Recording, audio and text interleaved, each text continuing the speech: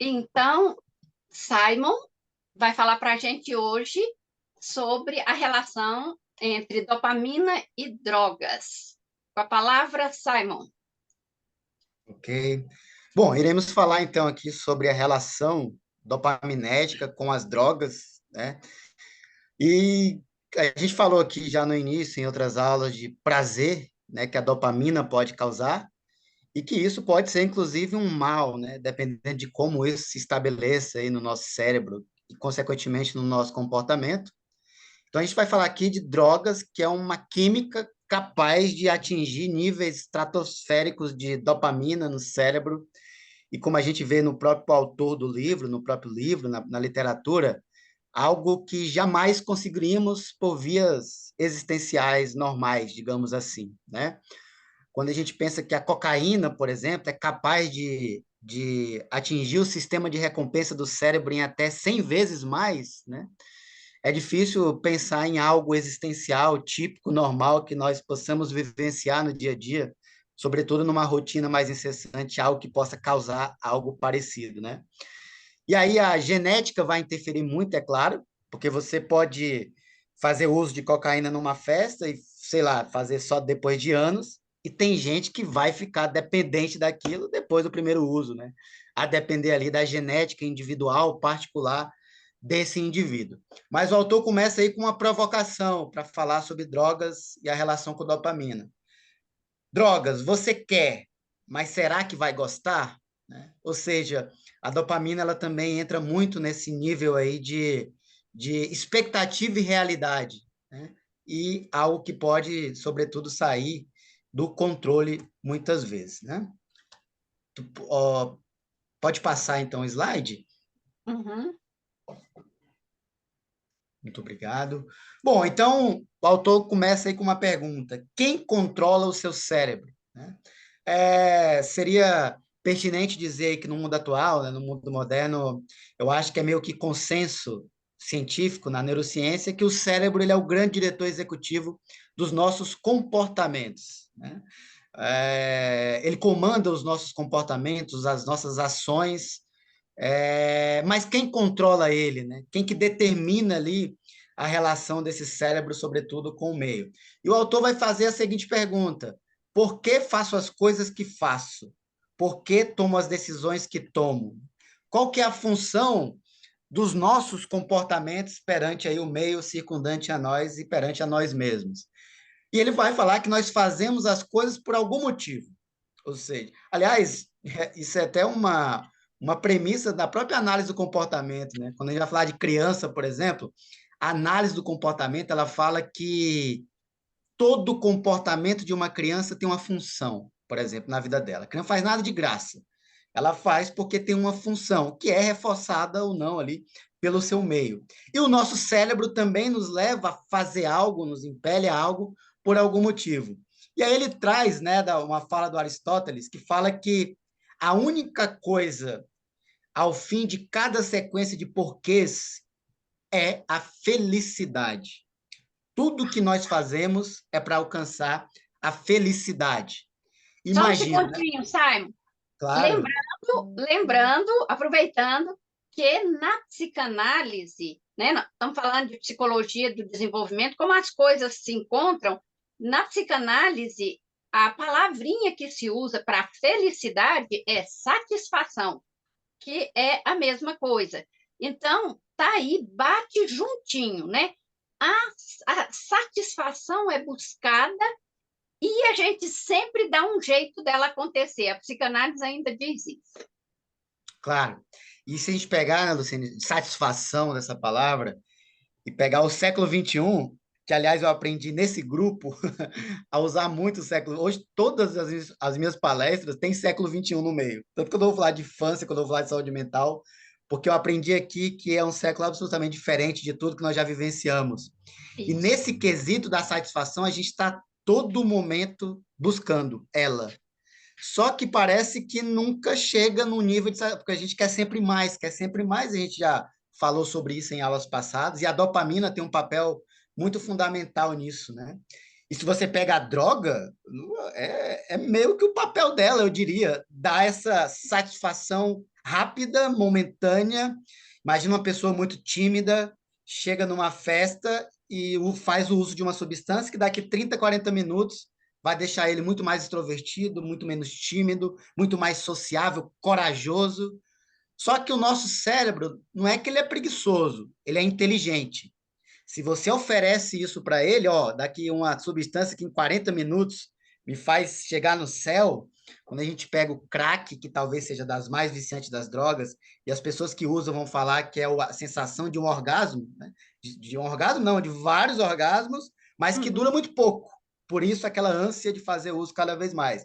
Então, o nosso cérebro vai falar: peraí, é que nem aquele meme, né? Eu quero mais disso aí, depois que passa o efeito, né? Aí que é o perigo da coisa.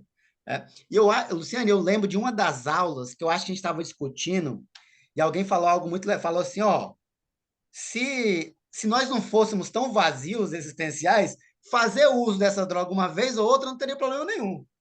Acontece que a gente né, tá sempre tão em busca dessa satisfação, que se a gente faz o uso disso, a gente vai querer cada vez mais disso, e o nosso cérebro tentando se adaptar cada vez mais disso, e a dopamina querendo cada vez mais isso, essa relação, né? E aí é E, um e, perigo. e aí, exatamente, se a gente pensar assim, do vazio, né? Quer dizer, ela traz um prazer. Se você já tem muitos prazeres na vida, esse prazer que a droga traz, que é um prazer imediato, e a gente fala em psicanálise que ele não é mediado por outra pessoa, é direto. Entendeu?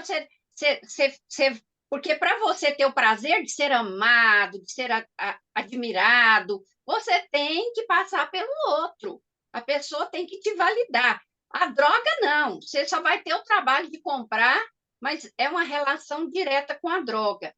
Agora, a satisfação, eu até tenho um texto que eu falo assim: o que vai nos salvar do gozo mortífero, esse gozo de quero mais, quero mais, quero mais, é o prazer. Aí parece paradoxal. Por quê? Porque o prazer tem começo, meio e fim. Então, se a gente tiver muitos prazeres, a gente não cai no gozo mortífero. Eu dou o exemplo da minha relação com a comida. Eu sempre fui magra, continuo sendo magra. E as pessoas, e eu converso de comida, gente. Você chega na minha casa, se você sair sem comer, você pode falar, prende que não é a Luciene. Isso aqui é um ET, não é a Luciene. Eu sou assim, ligadíssima em comida. Só que eu falo, eu não como demais, porque eu adoro pegar receita, eu adoro fazer lista de compra, eu adoro comprar, fazer cardápio, cozinhar, servir. Eu adoro ser garçonete, adoro servir e adoro lavar vasilha, gente. Morram! Eu gosto de lavar vasilha. Então, e eu gosto de comer.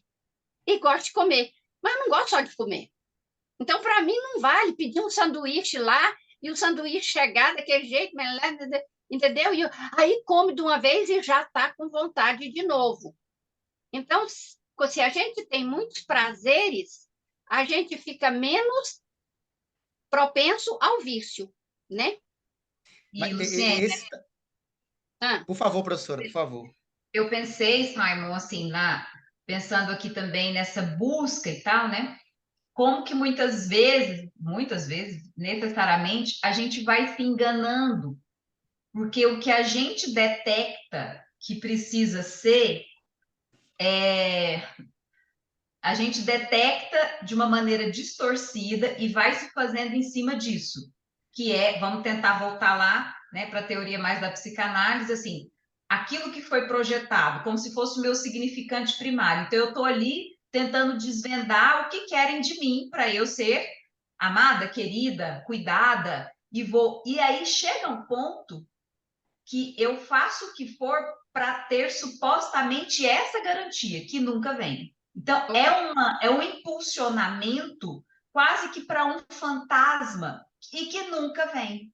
Então, por mais que o nosso cérebro tenha essa inteligência de falar assim, olha, eu encontrei um caminho de me satisfazer muito, mas ao mesmo tempo ele se escraviza num caminho furado. beleza. Eu ia falar mais ou menos isso, porque a gente fala muito da escravidão do outro, né? A gente está sempre ali na aprovação do outro. E a droga meio que liga o dane-se. Dane-se o outro, o que, é que ele está pensando de mim? Então, eu vou dançar, eu vou. Né? puta sensação que dá para o cérebro, né? Do empoderamento, Maravilha! talvez falso, né? O prazer da libertação do desejo do Isso. outro. Que maravilha! Eu nunca tinha escutado É, desse jeito. né? Ótimo. E é um prazer enorme, porque a gente ser amado, ser protegido, é um prazer enorme. Mas ficar escravizado a isso, aí vem aquele lado ruim. Será que a pessoa está me olhando? Será que ela está me amando? Será que ela está me... Aí vem o sofrimento. Tomo a Isso. droga, ligo, foda-se e É, fico feliz. Ah, isso mesmo. beleza. Maravilha. Pode passar? Bom, então ele vai nos falar aí sobre a dopamina e o desejo, né? Então, o desejo flui de uma parte evolutivamente antiga do cérebro, chamada área tegmental ventral, que é uma das principais regiões produtoras de dopamina. E esse circuito evoluiu para promover comportamentos que propiciam a sobrevivência e reprodução, comida, sexo e vencer competições. Algo que nunca saiu da raiz aí do nosso DNA, né? E eu lembro de novo lá do livro Sapiens, quando ele fala, né, que a nossa questão com compulsão, os nossos antepassados andavam muito, não sabiam se encontrar comida lá na frente, então se via uma árvore ali cheia de frutas, tentava comer o máximo possível, né? O que seria ali a raiz de explicar as nossas compulsões, por exemplo, e o nosso cérebro evoluiu para nos propiciar isso. Comida, sexo, vencer competições, né? Coisas que nos causam prazer naturalmente, e essas regiões dopaminérgicas, elas buscam isso, né? Elas vão em cima disso. Pode passar? Simon, e buscam isso ininterruptamente. O que Sim. Freud chamava de pulsão, que a gente está aqui, nós três, inclusive tentando fazer essa vinculação, né, sistema dopaminérgico, circuito pulsional da psicanálise, que eu afirmo que é a mesma coisa. E a expressão que o Freud usa para falar da pulsão, que é uma força, que eu falei ininterrupto agora, o Freud usa a expressão, não é ininterrupta, quem lembra para me ajudar? É constante. Ele fala que é uma força constante, que nos empurra, que nos impulsiona para sexo, comer, vencer competições, assim, ter status social, todos esses desdobramentos. Mas a palavra, então, constante e ininterrupto é casa de novo. É a mesma coisa. Pode passar. Bom, então as drogas viciantes atingem o circuito do desejo com uma intensa explosão química, que nenhum comportamento natural pode igualar, né? Nós estamos falando aqui. Os circuitos cerebrais que evoluíram com o propósito crucial de nos manter vivos são tomados por uma substância química viciante e reprogramadas para escravizar o viciado, que fica preso na rede. Por isso que o dependente químico, ele não se importa mais com nada. As questões que o cérebro lutaria pela sobrevivência são dominadas pelo desejo da droga.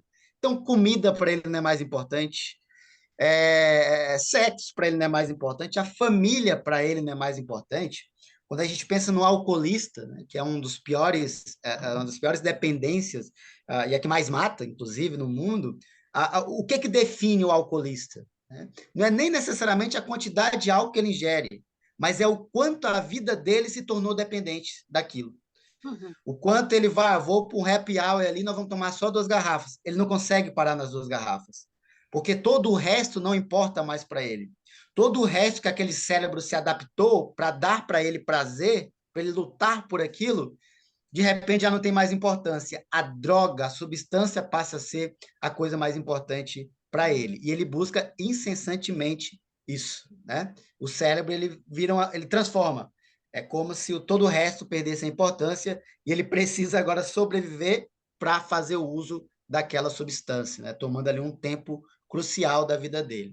E aí, Simon, a gente pode dizer assim, como a evolução nos dotou, né, nos presenteou com prazer a cada vez que a gente faz um ato para a sobrevivência, se nutrir, sexo, né? Prazer do poder. E aí a gente descobre um prazer, o da droga, que não é para sobrevivência, mas assim mesmo é um prazer e é maior. Então, na verdade, é isso que acontece, né? Porque o prazer é a recompensa daquele ato para sobreviver. Mas eu começo a ter um prazer maior ainda com um ato que me destrói, mas continua sendo prazer. Então, é exatamente essa a maldição, a gente pode dizer? Um paradoxo. E ao Paradoxo. mesmo tempo, né, Luciene, vamos pensar, porque o efeito da droga existe, mas aí na hora que ela sai de cena do efeito, tem a questão rebote também. E aí que é a grande história, eu só vou voltar de novo para aquilo tão prazeroso através daquela substância. Então, e aí, e aquilo que poderia ter chance de ser um pouco, não estou dizendo, naquele nível não tem jeito, mas aquilo que poderia ser prazeroso, perde a graça. Isso, isso. Agora, antes de terminar, você vai, já que a gente falou nisso, eu não sei se você vai falar, Simon, da partezinha que ele fala da interrupção do fluxo de dopamina, quando há o corte total. Você vai falar disso ou a gente Sim, pode falar agora? acho que é no próximo slide que vai falar que é dopamina versus Ah, dopamina, né? desculpa, eu pensei que tinha terminado. Não, ainda vai mais. Vamos lá. Porque o desejo é persistente, mas a felicidade é fugaz, que é exatamente isso que nós falamos aqui. Ceder ao desejo não leva necessariamente ao prazer, porque querer é diferente de gostar, né? A dopamina faz promessas que não está em condições de cumprir. Se você comprar esse sapato, vai dar o exemplo, né? Se você comprar esse sapato, sua vida mudará. Diz o circuito do desejo. Você compra o sapato, sua vida não mudou. E aí vem novos desejos, novas sensações que aquele indivíduo está sempre nessa busca, né? Como a gente falou, da satisfação. Eu acho que é no próximo slide. Passa. Pode passar. Pronto, que ele vai falar é da dopamina versus a dopamina. Que esse circuito do desejo que é desencadeado pela dopamina é poderoso, mas ele faz a pergunta: que circuito tem um poder para se opor à dopamina? Vai dizer, ó, peraí, não é bem assim.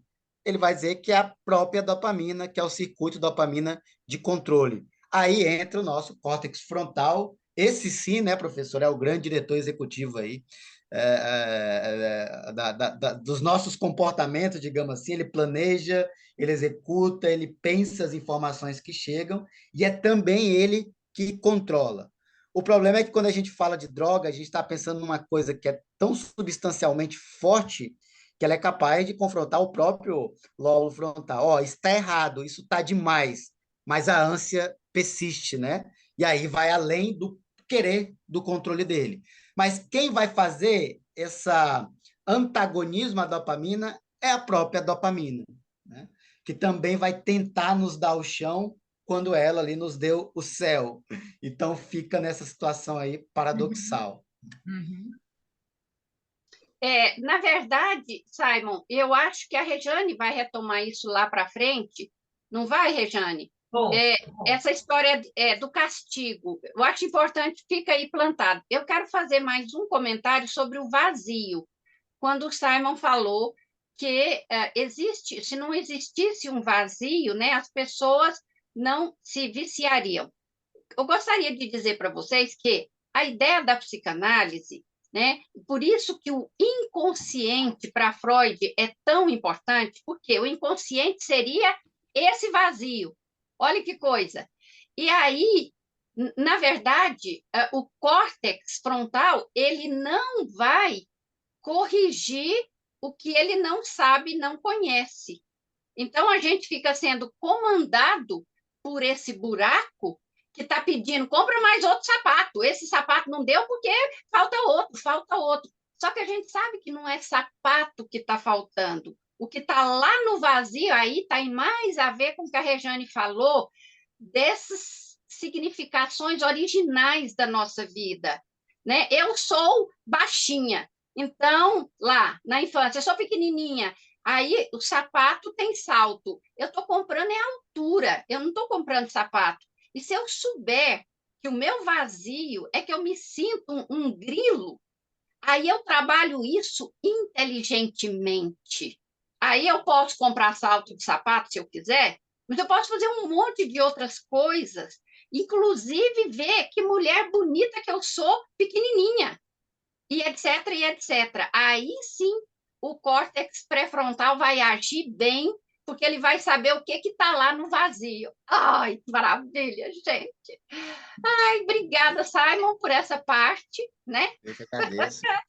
Ai, gente, olha, neurociência com psicanálise vai dar nisso. Vocês estão vendo? Psicanálise lacaniana para o século XXI, Simon. Isso aí. Viu? Viu?